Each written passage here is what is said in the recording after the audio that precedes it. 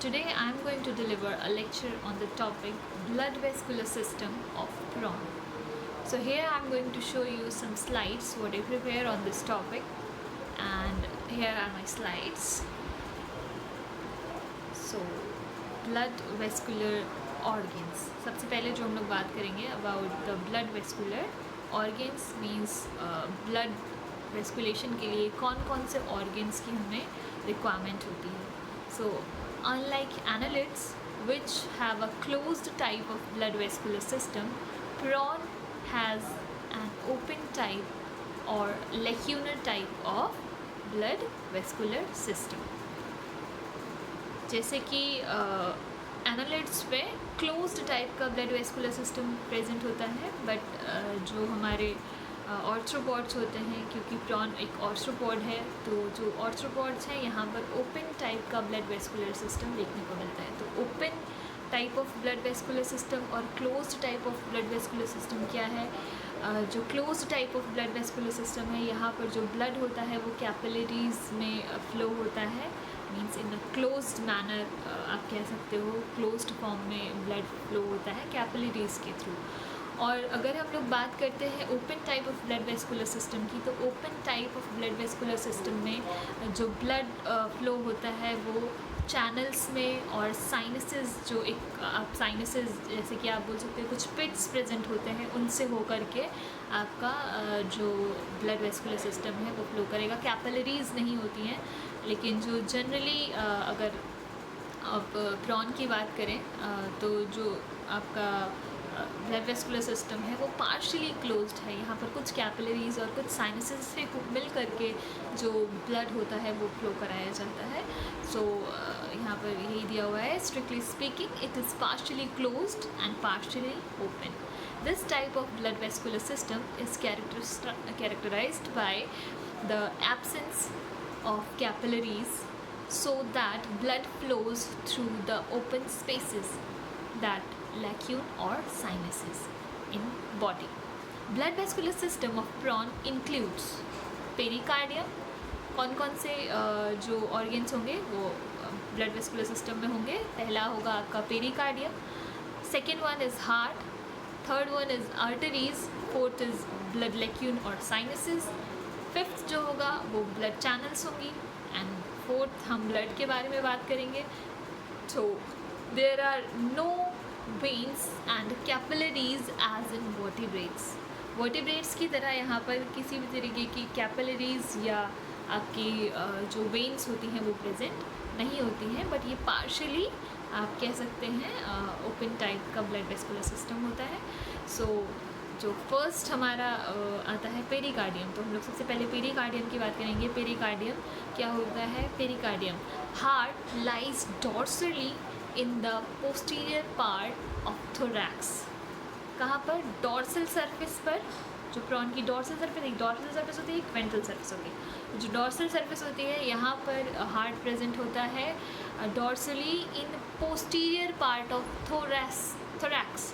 जो thorax reason होता है, क्योंकि यहाँ पर जो बॉडी है वो आपकी सेफेलोथोरैक्स और एब्डोमेन में डिवाइड होती है. सेफेलोथोरैक्स जो होता है वो हेड और थोरैक्स के मर्ज होने की वजह से बनता है, जिसको हम लोग सेफेलोथोरैक्स कहते हैं. तो जो हेड रीजन के पीछे का रीजन होता है, थोरैसिक रीजन जो होता है, वहाँ पर आपका जो पेरिकार्डियम है वो यहाँ पर प्रेजेंट होगी.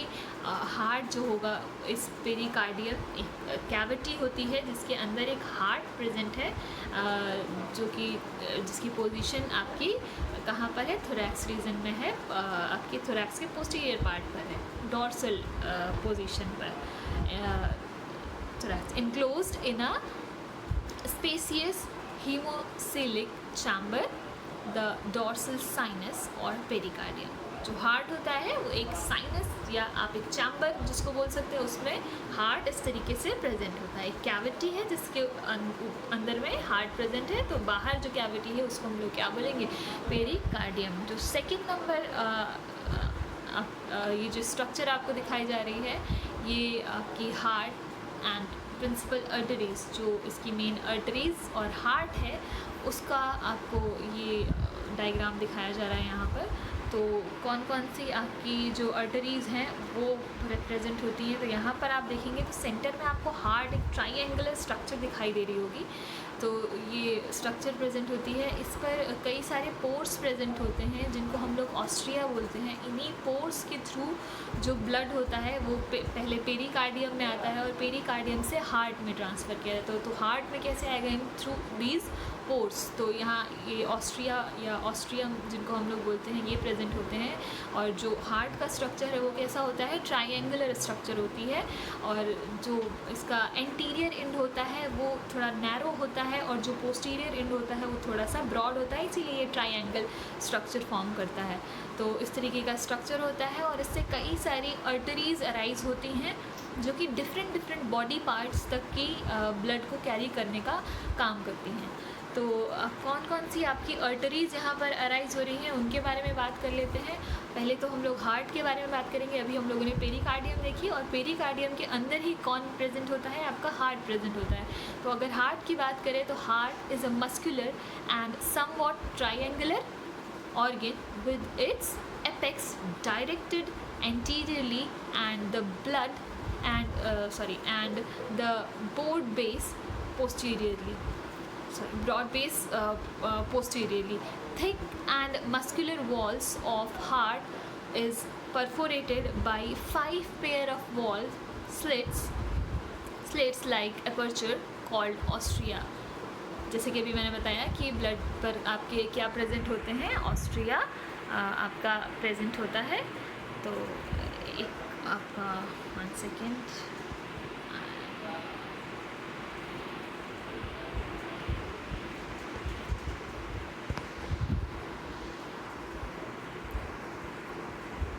Sorry for the disturbance. Okay, so here तो जो आपका हार्ट है तो यहाँ पर हाँ जो आपका हार्ट होगा तो यहाँ पर जो हार्ट है वो कहाँ प्रेजेंट होगा, पेरिकार्डियम में प्रेजेंट होगा। एंड पेरिकार्डियम के अंदर हार्ट प्रेजेंट है और हार्ट में कुछ ऑस्ट्रिया प्रेजेंट है, मैंने अभी बताया। तो 5 आपके ऑस्ट्रिया प्रेजेंट होते हैं जो कि ब्लड को आपके लेके आते हैं पेरिकार्डियम से हार्ट में, ठीक है। So these are the ostrias and now we will talk about the arteries. So arteries, heart pumps blood to the body through narrow tubes like arteries which are provided with thick, strong and muscular walls. The principal arteries are as follows. तो जो arteries, main arteries हैं वो इस तरीके से हैं। जो पहली आर्टरी होती है, the first one is median ophthalmic. Median ophthalmic artery arise होती है कहाँ से, आपकी हार्ट से। जो हार्ट होता है वो डिफरेंट टाइप के आर्टरीज़ को अराइज करता है और ये आर्टरीज़ जो होती हैं वो डिफरेंट बॉडी पार्ट्स तक की ब्लड को फ्लो कराने का काम करती हैं। तो मीडियन ऑफ्थैल्मिक की बात करें तो मीडियन ऑफ्थैल्मिक क्या है, a single cylinder median cephalic or ophthalmic artery arise from the apex of heart. Heart के एपेक्स से यानी कि इंटीरियर एंड से अराइज होती है मीडियन सेफेलिक ऑफ्थैल्मिक आर्टरी, ठीक है। It runs forward mid dorsally along the renal sac to supply the cardiac stomach. मतलब ये जो ब्लड है वो कहाँ लेके जाएगी, कार्डियक स्टमक में लेके जाएगी, ईसोफेगस में लेके जाएगी एंड हेड में लेके जाएगी। It joins the 2 antennary artery above oesophagus. तो जो मीडियन ऑफ्थैल्मिक है उसको अगर हम लोग स्ट्रक्चर में देखिए तो देखिए आपको यहाँ पर सेंटर में इस तरीके से एक ऑफ्थैल्मिक दिखाई दे रही है, बीचों बीच में एक स्ट्रेट लाइन दिखाई दे रही है। ये जो आर्टरी है इसको हम लोग ऑफ्थैल्मिक कह रहे हैं और ये आगे जा कर के कार्डियक स्टमक को ब्लड सप्लाई करती है और ये पीछे जा कर के देखिए सर्कुलर सेफेलिकस है, इससे जा कर के मिल जाती है। तो जो आपकी मीडियन आर्टरी होती है कहाँ से अराइज हो रही है, जो हार्ट है उसके एंटीरियर एंड से अराइज होगी आपकी मीडियन ऑफ्थैल्मिक। जो सेकंड नंबर की आर्टरी आती है वो है आपकी एंटेनरी आर्टरी, ठीक है। तो एंटेनरी आर्टरी की बात करें तो a pair of lateral cephalic और antennary artery arises also spring from heart's apex। ये भी कहाँ से अराइज होगी, आपके एंटीरियर से ही आपकी अराइज होगी एंटेनरी आर्टरी, और ये पेयर में अराइज होती है दोनों साइड्स से, इस तरीके से अराइज होंगी, one on either outer side of ophthalmic. Ophthalmic बीच में है और जो एंटेनरी है उसके साइड्स से अराइज हो रही हैं, दोनों ही आपके जो हार्ट होगा उसके एंटीरियर एंड पर प्रेजेंट होती हैं। Each antennary runs forward somewhat obliquely passing along the outer border of mandibular muscles। It sends a pericardial branch to pericardium। ये एक पेरिकार्डियल ब्रांच राइज करती है जो कि कहाँ ब्लड लेके जा रही है, पेरिकार्डियम में। A gastric branch to cardiac stomach, एक गैस्ट्रिक ब्रांच राइज करती है जो कि ब्लड को गैस्ट्रिक यानी कि कार्डियक रीजन में स्टमक के लेके जाती है। And a mandibular branch to mandible, और एक ब्रांच अराइज करती है जो कि मैंडिबल्स तक की ब्लड को कैरी करती है। Then it bifurcates into a dorsal and ventral branch, और बाद में ये आगे चल करके डॉर्सल और वेंट्रल ब्रांच में अपने आप को कन्वर्ट कर लेती है। The ventral branch further divides to supply the antennule, antenna and renal organ. जो वेंट्रल ब्रांच होगी वो 3 पार्ट्स में डिवाइड हो जाती है जो कि एंटीन्यूल, एंटीना और रीनल ऑर्गन पर ब्लड को सप्लाई करेगी। The dorsal branch sends an optic artery to the eye. जो डॉर्सल ब्रांच होगी वो ऑप्टिक यानी कि आईज तक की जो ब्लड सप्लाई है उसको भेजेगी। Then it bends inward to meet its fellow of the opposite side as well as the median ophthalmic, thus forming a circular loop-like artery called circular cephalicus, which gives off a pair of rostral arteries to the rostrum। Last में ये circular सेफेलिकस में मिल जाती है, और circular सेफेलिकस जो होती है वो जाकर के मीडियन ऑप्थैल्मिक जो हम लोगों ने पहले बात की उससे भी कनेक्ट होती है, तो ये जाकर के इस तरीके से कनेक्ट करती है। और जो सर्कुलर सेफेलिकस होती है वो एक पेयर रोस्ट्रल आर्टरीज़ को अराइज करती है, जो कि रोस्ट्रम तक की ब्लड सप्लाई को करेंगी। तो अगर आप यहाँ पर स्ट्रक्चर में देखेंगे तो आपको ये देखिए स्ट्रक्चर है, यहाँ पर देखिए एंटीरियर एंड से साइड से 2 आर्टरीज अराइज हो रही हैं जिनको हम लोग बोल रहे हैं एंटेनरी आर्टरी। और जो एंटेनरी आर्टरी है ऊपर की तरफ आप देखेंगे तो 2 ब्रांचेस यहाँ पर डेवलप है जिनको हम लोग पेरिकार्डियल बोल रहे हैं। तो ये आर्टरी जो है पेरिकार्डियम तक ब्लड को फ्लो कराएगी। आप नाम से ही समझ सकते हैं कि कहाँ तक आपका ब्लड जो है फ्लो कराया जाएगा, कहाँ पर ये ब्लड लेके जाएंगी। तो पेरिकार्डियल आर्टरी है। इसी तरीके से आगे आएंगे, देखिए एक ब्रांच डेवलप हुई, दोनों साइड में सेम ब्रांचेस डेवलप करती हैं। तो आपकी दोनों साइड्स में देखिए तो गैस्ट्रिक है, गैस्ट्रिक जो कहाँ कार्डियक स्टमक तक लेके जाएगी ब्लड को। उसके आगे आप देखेंगे मैंडिबुलर जो कि मैंडिबल्स तक की ब्लड को लेके जाएगी। उसके आगे आप देखेंगे तो ये वेंट्रल ब्रांच और डॉर्सल ब्रांच में डिवाइड हो गया है। वेंट्रल ब्रांच है वो फर्दर 3 पार्ट्स में डिवाइडेड है, एंटीन्यूलर, रीनल और एंटीनल। जो एंटीन्यूल, रीनल ऑर्गन और एंटीना तक की ब्लड को लेके जाएगी।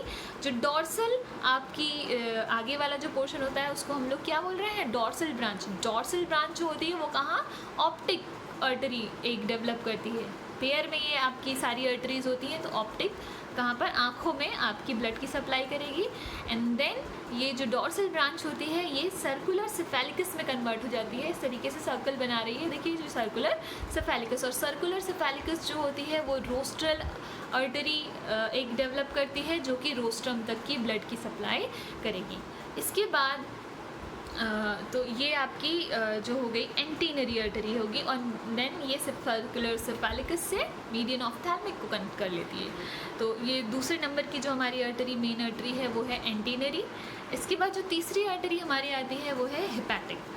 So a pair of hepatic or hepatopancreatic artery arises from heart ventrolaterally, one on each side just beneath the antennary. They plunge downwards into the hepatopancreas, within which they divide and subdivide. तो अगर आप hepatic artery देखना चाहते हैं तो यहाँ पर आपको स्ट्रक्चर में दिखाऊंगी. ये देखिए यहाँ पर आपको एक हेपेटिक आर्टरी दिखाई दे रही है दोनों साइड्स में. देखिए आप एकदम एंटीरियर जो हार्ट का है वहीं से दो ब्रांचेस दोनों साइड्स पर प्रेजेंट हैं, जिनको हम लोग बोल रहे हैं हेपेटोपैंक्रियाटिक, और जो आगे जा कर के ब्रांच हो गई हैं. तो ये जो आर्टरीज होती हैं ये हेपेटोपैंक्रियाज तक आपकी ब्लड की सप्लाई करती है, इसलिए हम लोग इसको बोलते हैं हेपेटोपैंक्रियाटिक आर्टरी. नेक्स्ट जो 4th नंबर की आर्टरी आती है mid posterior. It arises from the posteroventral surface of the heart and bifurcates into a supraintestinal and external artery. ये जो होती है ये पोस्टेरोवेंट्रल मतलब पोस्टीरियर साइड से निकलती है. जो हार्ट का पोस्टीरियर एंड होता है वहाँ से वेंट्रल सरफेस पर अराइज होती है, वेंट्रल सरफेस पर जाएगी ये. तो यहाँ पर ये बाइफर्केट होती है. सब जो मेन एक ब्रांच निकलती है उसको हम लोग बोलते हैं सुप्राइंटेस्टाइनल, एंड एक जो ब्रांच नीचे की तरफ जाती है उसको हम लोग एक्सटर्नल आर्टरी बोलते हैं. तो सुप्राइंटेस्टाइनल और dorsal abdominal artery runs backward along the dorsal surface of midgut up to hindgut. जो आपकी सुप्राइंटेस्टाइनल है वो मिडगट और हिंडगट तक आपकी सप्लाई लेके जाएगी. जो आपके एब्डोमिनल रीजन है वहाँ पर ब्लड सप्लाई को करेगी. It supplies blood to midgut and dorsal abdominal muscles. Sternal artery passes through an aperture in the middle of the ventral thoracic ganglionic mass to reach the ventral side. Then it divides into two branches. The first branch is the ventral thoracic, runs anteriorly up to the mouth, supplies the sternal region. First 3 pair of walking legs, maxillula and esophagus and gonads. जो sternal artery होती है वो पीछे से जाती है और bifurcate हो जाती है, एंटीरियर एंड पे चली जाती है और पोस्टीरियर एंड पे जाती है. जो एंटीरियर एंड की आपकी पार्ट होगा वो जो होता है वो कहाँ पर आपका ईसोफेगस, गोनाड्स, और जो first 3 pair of walking legs होंगे उन पर आपकी जो वेंट्रल थोरैसिक हमारी है वो जो है ब्लड को सप्लाई करेगी. और जो दूसरी है हमारी the ventral abdominal runs posteriorly, पीछे की तरफ पोस्टीरियर पार्ट में रन करती है up to anus and supplies blood to the ventral abdominal region. Ventral abdominal region पर ब्लड सप्लाई करेगी. लास्ट 2 पेयर ऑफ लेग्स, क्योंकि 3 पेयर में उसने आपकी दे दी और लास्ट के 2 पेयर जो वॉकिंग लेग्स के हैं उनमें देगी. बाकी प्लियोपॉड्स जो बचे हैं, यूरोपॉड्स और हिंडगट जो है वहाँ पर जो ब्लड सप्लाई है वो आपकी जो वेंट्रल एब्डोमिनल आर्टरी है उसके थ्रू ब्लड को सप्लाई के थ्रू. और हम स्ट्रक्चर में देखेंगे, यहाँ पर आएंगे, ये देखिए पीछे की तरफ आप देखिए तो एक ब्रांच डेवलप करी है जो हार्ट से आप अगर देखेंगे, हार्ट का जो पोस्टीरियर एंड है जिसको हम ब्रॉड एंड भी बोलते हैं, यहाँ से अगर आप देखेंगे तो मिड पोस्टीरियर अराइज हो रही है और मिड पोस्टीरियर आगे जा करके 2 ब्रांचिंग कर रही है. जो पहली ब्रांच है वो सुप्राइंटेस्टाइनल है जो कि आगे जा करके कहाँ एब्डोमिनल रीजन में हर एक रीजन पर जा करके ब्लड की सप्लाई करेगी. और एक जो आर्टरी आ रही है जिसको हम लोग बोल रहे हैं स्टर्नल, वो नीचे की तरफ जा रही है. एक्सटर्नल आर्टरी यहाँ पर ये एक थोरैसिक गैंग्लियोनिक मास से होते हुए नीचे की तरफ जाती है और ये फिर बाइफर्केट कर जाती है एंटीरियर एंड में और पोस्टीरियर एंड में. जो एंटीरियर एंड होता है उसको हम लोग जो आर्टरी जाएगी वो है वेंट्रल थोरैसिक, ये वेंट्रल पार्ट में जाएगी, वेंट्रल थोरेसिक रीजन में जाएगी, जहाँ पर जो आपके third pair of walking legs है यहाँ, और आगे के जो पोर्शंस हैं ईसोफेगस वगैरह में आपका ब्लड सप्लाई करेगी। इसके अलावा जो वेंट्रल एब्डोमिनल है, जो एब्डोमिन रीजन में जा रही है, और पीछे के जो वॉकिंग लेग्स, क्लियोपॉड्स और आपके जो हिंडगट वगैरह है, यहाँ तक आपके ब्लड सप्लाई कौन करती है? Ventral abdominal. इसके बाद बात करते हैं तो 4 तरीके की आपकी हो गई जो आर्टरीज़ हैं, मेन आर्टरीज़ जो होती हैं आपकी मिड पोस्टीरियर। इसके बाद ब्लड साइनसेस आते हैं। तो ब्लड साइनसेस मैंने बताया कुछ स्पेसेस होते हैं, उनको बोलते हैं। तो minute arterial branches open freely into blood sinuses और लेक्यून्स of the hemocoel. All the sinuses of body eventually meets into a pair of elongated and well-defined ventral sinuses lying below hepatopancreas on the floor of the thorax. The two sinus communicates with each other at various places. तो बहुत सारे sinuses होते हैं जो कि आपस में एक मेन साइनस में आकर के कनेक्ट होते हैं, जिसको हम लोग बोल रहे हैं वेंट्रल साइनस। और ये वेंट्रल साइनस जो होता है आगे जा कर के जो चैनल्स होती हैं, ब्लड चैनल्स होती हैं, उनसे कनेक्ट करते हैं। तो यहाँ पर आपके जो आपकी आर्टरीज़ होती हैं वो ब्लड को डिफरेंट बॉडी पार्ट्स तक सप्लाई करती हैं, और फिर जो आपका इम्प्योर ब्लड होता है उनको कलेक्ट करने का काम साइनसेस का होता है। जब एक बार प्योर ब्लड को हमने सप्लाई कर दिया, हार्ट प्योर ब्लड लेके आता है, वो ब्लड डिफरेंट बॉडी पार्ट्स तक की आपको सप्लाई करेगा। एंड देन जो आपका प्योर ब्लड है वो डिफरेंट बॉडी पार्ट्स में पहुंचने के बाद जो है आपका चला जाएगा कहाँ? डिफरेंट बॉडी पार्ट्स में पहुंचने के बाद ब्लड जो साइनसेस प्रेजेंट होते हैं वो इन बॉडी पार्ट्स इनसे ब्लड को कलेक्ट करते हैं, जो कि इम्प्योर ब्लड होता है। और ये इम्प्योर ब्लड अगेन चैनल्स में से होते हुए ये गिल्स को भेज दिया जाता है, और गिल्स में यहाँ पर ब्लड का प्यूरिफिकेशन किया जाता है।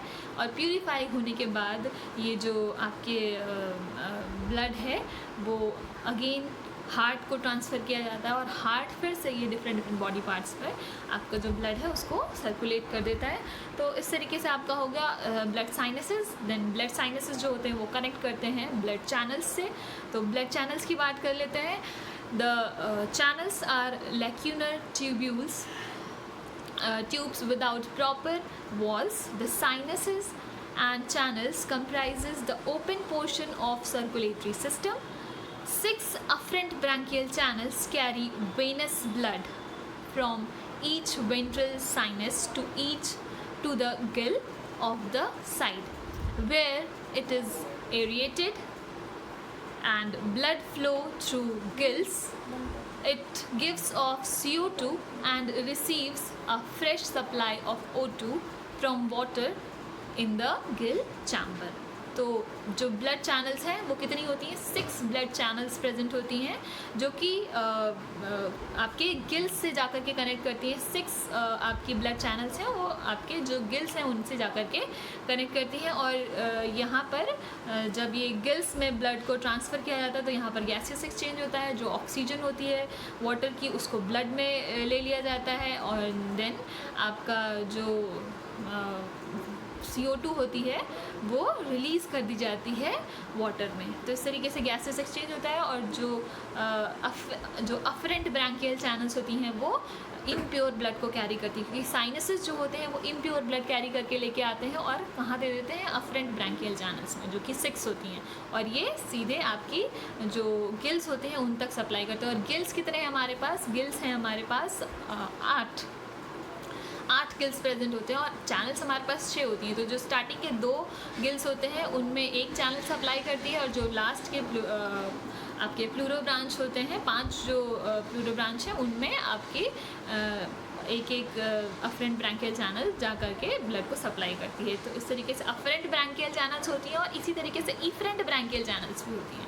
एक साइड से अफरेंट जुड़ी होती है और एक साइड से इफरेंट ब्रैंकियल चैनल से जुड़ी होती है। इफरेंट ब्रैंकियल चैनल जब ब्लड गिल्स में जा करके प्योर हो जाता है तो इफरेंट ब्रैंकियल चैनल्स को दे दिया जाता है और देन वो इफरेंट ब्रैंकियल चैनल्स ब्लड को कैरी करती हैं कहाँ पर, हार्ट में, और हार्ट फिर से प्योर ब्लड को डिस्ट्रीब्यूट कर देता है। तो इस तरीके का जो प्रोसेस होता है यहाँ पर है। So first channel feeds to podobranch and to arthrobranch. जो पहली चैनल होती है अफरेंट ब्रैंकियल चैनल वो पोडो ब्रांच और ऑर्थो ब्रांच तक जाती है। Of the remaining 5 channels each supplies blood to the pleurobranch. जो बची 5 आपकी अफरेंट ब्रैंकियल चैनल्स है वो प्लूरो ब्रांच पर ब्लड की सप्लाई करेंगी। Aerated blood from gills of each side is conveyed to the pericardium through another series of the 6 efferent branchial channels। अब pericardium तक ये ब्लड लेके जाया जाता है ये 6 जो दूसरी इफरेंट ब्रैंकियल चैनल्स हैं उनके थ्रू। तो इस तरीके से ब्लड की बात करें तो ब्लड जो होता है ब्लड इज़ कलरलेस। यहाँ पर जो ब्लड है वो कैसा होगा, कलरलेस होगा, thin and watery fluid containing floating leukocytes which are phagocytic. No red blood cells are present. Respiratory pigment is hemocyanin.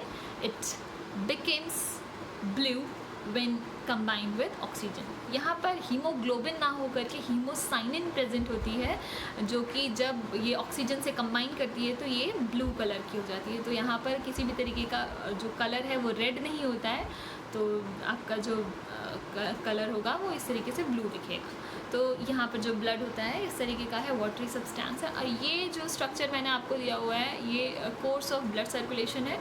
तो यहाँ पर आप अगर देखेंगे जो मैंने चीज़ें आपको बताई हैं उसी तरीके से ब्लड फ्लो किया जा रहा है। तो आप अगर स्ट्रक्चर देखिए इस सेंटर में हार्ट बना हुआ है तो हार्ट से अराइज होती हैं आर्टरीज़। अभी मैंने आर्टरीज़ बताई आपको 4 तरीके की आर्टरीज़ है, वो डिफरेंट बॉडी पार्ट्स तक के ब्लड को लेके जाएंगी। कैसा ब्लड लेके जाएंगी, प्योर ब्लड। हार्ट से कैसा ब्लड जाएगा, प्योर ब्लड जाएगा।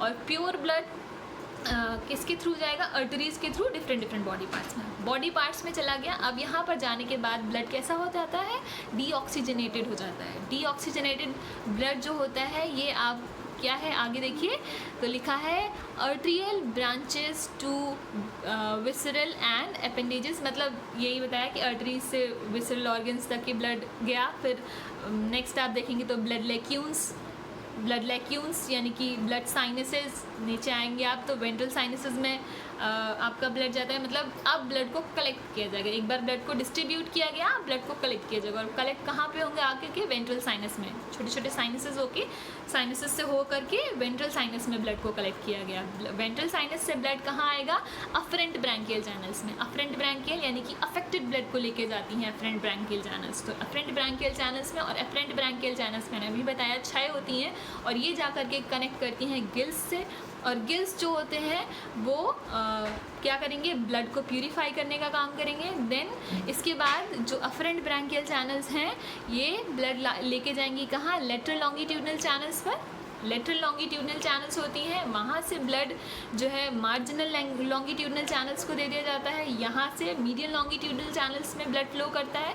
और इस पीरियड में ब्लड क्या किया जाता है, प्यूरिफाई किया जाता है। क्योंकि यहाँ पर इस जगह पर ये गिल्स हैं और गिल्स में ब्लड का प्यूरिफिकेशन होता है। वाटर से जो ऑक्सीजन होती है वो ले ली जाती है और जो ब्लड में डिज़ोल्व CO2 होती है उसको वाटर में डिज़ोल्व कर दिया जाता है। इस तरीके से जो आपका ब्लड है इस जगह पर आकर के मीडियन लॉन्गिट्यूडनल चैनल में आकर के प्योर हो जाता है। अब मीडियन लॉन्गिट्यूडनल चैनल जो होती है वो इफरेंट ब्रैंकियल चैनल से कनेक्ट होती है और इफरेंट ब्रैंकियल चैनल जो होती है वो ब्लड को लेके जाती है पेरिकार्डियम में। तो देखिए इफरेंट ब्रैंकियल चैनल भी यहाँ पर 6 होती हैं। हर एक गिल से आपके जो 5 पीछे के गिल्स होते हैं उनसे जुड़ी होगी और आगे वाला जो 2 गिल्स होते हैं उनमें एक ब्रैंकियल चैनल प्रेजेंट होती है। तो इस तरीके से इफरेंट ब्रैंकियल चैनल में आपका प्योर ब्लड जाएगा और प्योर ब्लड कहाँ लेके जाएंगे इफरेंट ब्रैंकियल चैनल? पेरिकार्डियम में, और पेरिकार्डियम से ब्लड कहाँ जाएगा? हार्ट में, और हार्ट में कैसा ब्लड आया है? प्योर। अब ये प्योर ब्लड क्या किया जाएगा? अगेन डिस्ट्रीब्यूट कर दिया जाएगा आर्टरीज़ में, एंड देन ये डिफरेंट बॉडी पार्ट्स में डिस्ट्रीब्यूट कर दिया जाएगा। तो इस तरीके से पूरा सर्कल इस तरीके से रन होता रहता है, पूरी साइकिल रन होती है, और इस तरीके से आपका ब्लड सर्कुलेटरी सिस्टम वर्क करता है। और thanks for watching video. Thanks.